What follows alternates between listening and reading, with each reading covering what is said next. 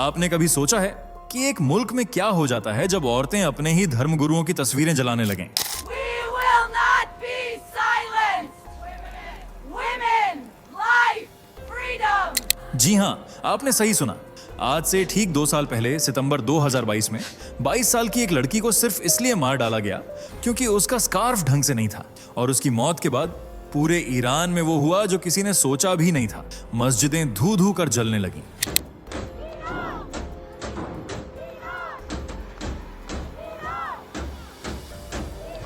औरतें सड़कों पर उतरकर हिजाब फाड़ने लगीं।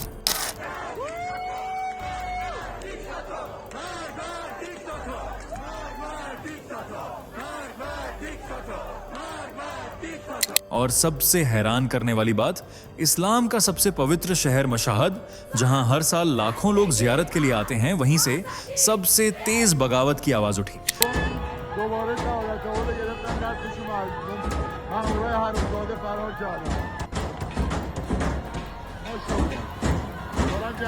लेकिन यहीं पर असली ट्विस्ट शुरू होता है। जब ये सब हो रहा था तो अमेरिका खुलकर इन प्रदर्शनों का समर्थन कर रहा था। डोनाल्ड ट्रंप ने दावा किया कि 10 लाख से ज्यादा लोग सड़कों पर हैं, लेकिन क्या यह सच था या फिर कुछ और खेल चल रहा था? और सबसे बड़ी बात, जब ये वीडियो सोशल मीडिया पर वायरल हो रहे थे तो कितने असली थे और कितने फर्जी?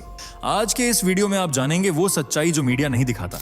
आप देखेंगे कि कैसे एक लड़की की मौत ने पूरे देश में भूचाल ला दिया, और सबसे जरूरी, आप समझेंगे कि यह सब भारत के लिए क्यों मायने रखता है, क्योंकि जो आज ईरान में हो रहा है कल कहीं और भी हो सकता है। चलिए दोस्तों, जरा जल्दी से कमेंट करके बताइए ये वीडियो आपको कैसे मिला। क्या आपने इसे खुद सर्च किया था या ये अचानक आपकी स्क्रीन पर आ गया और आपने क्लिक कर दिया? सच सच बताइए, क्योंकि हमें भी जानना है कि आखिर YouTube आज हमारे सनातन धर्म की ये आवाज आप तक कैसे पहुंचा रहा है। और हाँ, अगर आप सच में एक सच्चे हिंदू हैं तो अभी के अभी चैनल को सब्सक्राइब कर लीजिए, ताकि आने वाली हर एक वीडियो सबसे पहले आपको मिले। वीडियो को लाइक करना मत भूलना, ताकि दुनिया को दिखाया जा सके कि सनातन की शक्ति अभी जिंदा है। तो चलिए बिना वक्त गंवाए बढ़ते हैं वीडियो में आगे। जब किसी मुल्क की मस्जिदें धू धू कर जलने लगें, जब सड़क पर खड़ी औरतें हिजाब फाड़कर आग में झोंकने लगें, जब इस्लाम का सबसे पवित्र शहर खुद अपने धर्मगुरु के खिलाफ खड़ा हो जाए, तो क्या सिर्फ ईरान जल रहा होता है या फिर ये आग कहीं ना कहीं हमारे जन में भी धधक रही होती है? आज हम उस मुल्क की बात कर रहे हैं जहां 40 सालों से एक ही आवाज गूंज रही थी, खामोशी की। लेकिन अब वहां नारों की गूंज है, विरोध की चिंगारी है, और सबसे बड़ी बात, औरतों का विद्रोह है। और तभी एक और बड़ा सवाल खड़ा होता है, जब ईरानी महिलाएं हिजाब जला रही हों, जब मस्जिदों की दीवारें दरक रही हों, और जब अमेरिका खुलेआम इस आग में घी डाल रहा हो, तो भारत को क्या देखना चाहिए? किस तरफ देखना चाहिए? क्या ये सिर्फ ईरान की कहानी है या एक आईना है जो हमें खुद को दिखाने आया है? आज का वीडियो आपको झकझोरेगा, सोचने पर मजबूर करेगा और शायद कुछ बदल भी दे। हर आग की एक चिंगारी होती है। ईरान में जो आज जल रहा है उसकी शुरुआत सिर्फ एक विरोध से नहीं, एक जुल्म से हुई थी। सितंबर 2022, 22 साल की महसा अमीनी अपने भाई के साथ तेहरान आई थी। सिर पर स्कार्फ ढंग से न होने के आरोप में उसे मोरालिटी पुलिस ने पकड़ लिया। कुछ घंटों बाद उसकी लाश उसके परिवार को मिली। कारण बताया गया, हार्ट अटैक। लेकिन तस्वीरों में उसका सूजा हुआ चेहरा, छोटों से भरा शरीर कुछ और कहानी सुना रहा था। यहीं से शुरू हुआ गुस्सा। लोग सड़कों पर उतरे, पहले चुपचाप, फिर जोर से, और फिर खुलेआम नारे लगाकर, महसा के लिए, महिलाओं के लिए, आजादी के लिए। लेकिन यह सिर्फ एक लड़की की मौत का मामला नहीं था। पिछले कुछ सालों में ईरान में महंगाई बेतहाशा बढ़ी, बेरोजगारी, भ्रष्टाचार और धार्मिक कट्टरता ने आम आदमी की कमर तोड़ दी थी। अब यह विरोध सिर पर स्कार्फ की लड़ाई नहीं था, ये हिजाब से आजादी की, धर्म से आजादी की, डर से आजादी की लड़ाई बन चुकी थी। जो चिंगारी महसा अमीनी से शुरू हुई थी, वो अब एक ऐसी आग बन चुकी थी जिसमें हुकूमत झुलसने लगी थी। जब कोई मस्जिद जलाई जाती है तो वो सिर्फ एक इमारत नहीं जलती, एक सोच, एक व्यवस्था, एक डर जलता है। ईरान में जब प्रदर्शनकारियों ने मस्जिदों को आग के हवाले किया तो दुनिया चौंक गई।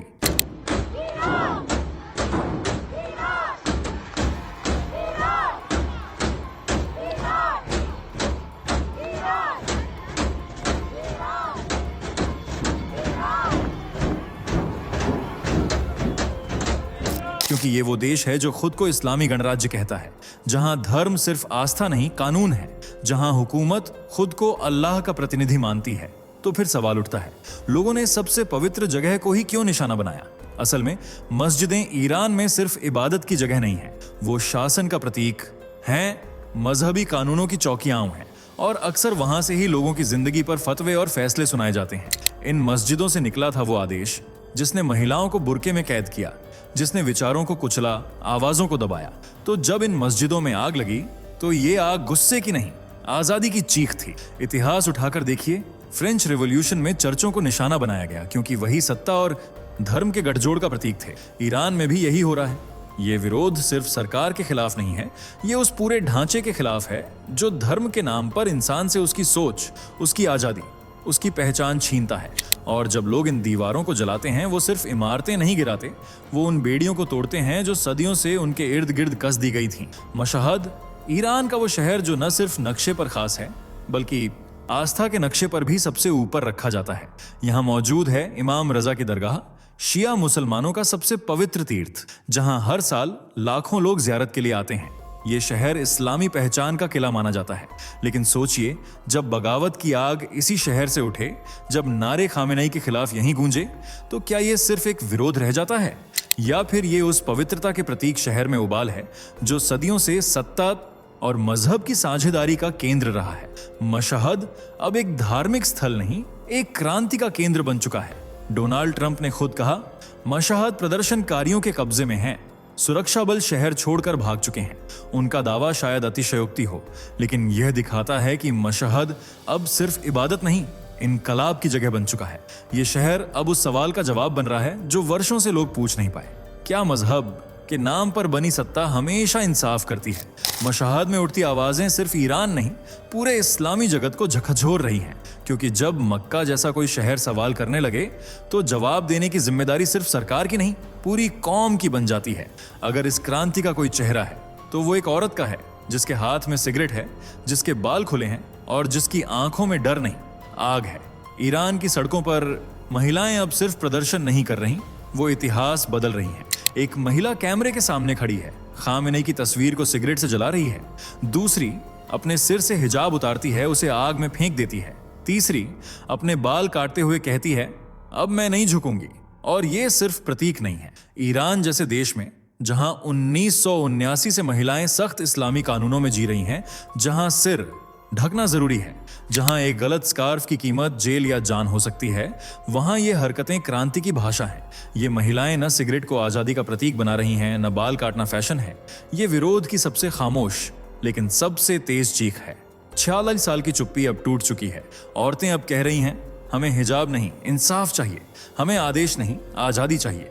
ये लड़ाई सिर्फ हिजाब की नहीं है, ये लड़ाई उस सोच के खिलाफ है जो औरत को हमेशा बंद कमरों में रखकर चुप कराना चाहती है। आज ईरान की सड़कों पर जो हो रहा है वो सिर्फ वहां की महिलाओं की जंग नहीं, हर उस औरत की आवाज है जो किसी ना किसी मजबूरी की जंजीर में बंधी है। और जब ये जंजीरें टूटती हैं तो सिर्फ आवाज नहीं आती, इतिहास गूंजता है। जब ईरान की महिलाएं हिजाब जला रही थीं तो भारत में कुछ लोग हिजाब के लिए लड़ने झगड़ने को तैयार थे। जब वहां मस्जिदों की दीवारें गुस्से का निशाना बन रही थीं, यहां दिल्ली में एक अवैध निर्माण हटाने पर बवाल मच गया। पत्थर चले, पुलिस घायल हुई, सिर्फ इसलिए कि मस्जिद के पास बुलडोजर लगा था। तो सवाल उठता है, जब ईरान जैसे कट्टर मुल्क में औरतें बोलने लगी हैं तो भारत में अब भी सन्नाटा क्यों है? क्या हम इतने संवेदनशील हो चुके हैं कि कोई भी धार्मिक बहस हिंसा का रूप ले लेती है? या फिर हम अब भी उस डर में जी रहे हैं जिसमें ईरान के लोग 40 साल पहले जीते थे? ध्यान रहे, ये तुलना मजहब की नहीं है, सोच की है। वहां लोग धर्म के नाम पर बनी सत्ता से सवाल कर रहे हैं, यहां सवाल पूछने वाला ही विरोधी कहलाता है। ईरान में बुर्के जलाए जा रहे हैं, यहां उस पर कोर्ट में बहस चल रही है कि ये अधिकार है या बाध्यता। शायद हमें ईरान की इस आग से डर नहीं, कुछ सीख लेनी चाहिए, क्योंकि जब एक कट्टर देश बदलाव की ओर बढ़ रहा है तो एक लोकतंत्र में डर और चुप्पी क्यों? ये सवाल हमारे लिए है, सिर्फ देखने नहीं, सोचने के लिए भी। ईरान जल रहा है और अमेरिका मुस्कुरा रहा है। डोनाल्ड ट्रंप ने बयान दिया, मशहद प्रदर्शनकारियों के कब्जे में है। 10 लाख से ज्यादा लोग सरकार के खिलाफ खड़े हैं। अमेरिका खुलकर इन प्रदर्शनों का समर्थन कर रहा है। पर रुकिए, क्या यह इंसाफ की आवाज है या एक और अंतरराष्ट्रीय चाल? क्योंकि जब दुनिया का सबसे ताकतवर देश किसी और देश की क्रांति को सपोर्ट करता है तो उसमें इंसानियत कम, राजनीति ज्यादा होती है। ईरान अमेरिका की पुरानी दुश्मनी है। 1979 की क्रांति के बाद से ही ये टकराव चलता रहा है, कभी परमाणु डील, कभी पाबंदियां, कभी सैन्य धमकियां। तो अब जब ईरान अंदर से टूट रहा है क्या ये मौका नहीं है अमेरिका के लिए उस दुश्मन को कमजोर करने का? क्या ट्रंप का बयान उन महिलाओं के लिए है जो अपनी जान पर खेलकर हिजाब जला रही हैं, या उन रणनीतिकारों के लिए जो ईरान को अंदर से अस्थिर देखना चाहते हैं? इतिहास गवाह है, अमेरिका ने लोकतंत्र और आजादी के नाम पर कई देशों को तबाह किया है। Iraq, Libya, Afghanistan. तो क्या ईरान अगला मोहरा है, या वाकई अमेरिका अब एक नायक बनना चाहता है? सवाल ये नहीं कि अमेरिका क्या बोल रहा है, सवाल ये है कि क्यों बोल रहा है। और जवाब शायद हमेशा इतना साफ नहीं होता। आपने भी देखा होगा, महिलाएं बाल काट रही हैं, हिजाब जला रही हैं, मस्जिदें धू धू कर जल रही हैं, वीडियो हर तरफ वायरल है। लेकिन क्या आपने कभी पूछा ये वीडियो कितने असली हैं? सोशल मीडिया ने आज हर किसी को रिपोर्टर बना दिया है। जिसके पास फोन है उसके पास प्लेटफॉर्म है, और इसी ताकत में छिपा है एक बड़ा सवाल, कहीं ये ताकत गुमराह तो नहीं कर रही? कुछ वीडियो सच्चे हैं जो जुल्म और बहादुरी दोनों दिखाते हैं, लेकिन कुछ ऐसे भी हैं जो पुराने फुटेज को नया रंग देकर परोसे जा रहे हैं। कुछ क्लिप्स बिना संदर्भ के वायरल होती हैं और दुनिया उनके आधार पर राय बना लेती है। तो क्या हमें इन वीडियो पर भरोसा करना चाहिए, या हर क्लिक से पहले सोच लेना चाहिए कि कहीं हम किसी और की स्क्रिप्ट का हिस्सा तो नहीं बन रहे? सोशल मीडिया आज क्रांति का औजार है, लेकिन अगर होश न रहे तो ये भ्रम का हथियार भी बन सकता है, क्योंकि सच्चाई और प्रोपेगेंडा के बीच की लाइन अब बस एक रीट्वीट जितनी पतली रह गई है। ईरान को देखकर सिर्फ चौंकना काफी नहीं है। सवाल यह है, क्या हमें कुछ सीख मिलती है? वहां औरतें सड़कों पर हैं क्योंकि उन्होंने हुक्म मानने से इनकार कर दिया। यहाँ अभी कई जगह महिलाएं चुप हैं क्योंकि उन्हें मर्यादा के नाम पर सिखाया गया है झुकना। वहां मस्जिदें नहीं, मजहबी सोच के प्रतीक जल रहे हैं। यहाँ हम आज भी इमारतों को आस्था से जोड़कर हिंसा पर उतर आते हैं। ईरान आज एक बदलाव की राह पर है, कठिन, खतरनाक, लेकिन जरूरी। और क्या हम तैयार हैं सवाल पूछने के लिए, धर्म और सत्ता के रिश्ते को समझने के लिए, औरतों को बराबरी से देखने के लिए? ईरान का संकट हमारे लिए एक चेतावनी है। अगर आवाजें दबाई जाती रहीं, अगर सोच पर पहरे लगे रहे, तो आग दूर नहीं रहती, फैलती है। शायद अब वक्त आ गया है कि हम ईरान को एक समाचार की तरह नहीं, एक आईने की तरह देखें, क्योंकि जो आज वहां हो रहा है कल कहीं और भी हो सकता है। ये सिर्फ ईरान की कहानी नहीं है, ये उन लाखों दिलों की आवाज है जो दशकों से दबाई गई थी, अब गूंज रही है। ये सिर्फ हिजाब की लड़ाई नहीं है, ये आजादी की उस प्यास की दास्तान है जिसे बंद कमरों में कैद कर दिया गया था। सड़क पर खड़ी एक ईरानी लड़की अपने बालों को काटते हुए कहती है, मैंने डरना बंद कर दिया है, अब तुम भी करो। उस एक वाक्य में सैकड़ों साल की घुटन, हजारों आंखों का सपना और एक पूरी पीढ़ी का हौसला छुपा है। और यही आग अब फैल रही है, सरहदों से परे, धर्मों से परे, हर उस इंसान के दिल में जो आजाद सोचता है या सोचना चाहता है। क्योंकि जुल्म कहीं भी हो, असर सब पर होता है, और जब हिम्मत कहीं भी उठे, हौसला सबको मिलता है। इस वीडियो को सिर्फ देखिए मत, सोचिए, महसूस कीजिए, और अगर कुछ बदला तो इसे उन लोगों तक पहुंचाइए जो अब भी चुप हैं या शायद डर में हैं। क्योंकि एक क्रांति हमेशा नारे से नहीं, कभी कभी सिर्फ एक कहानी से शुरू होती है।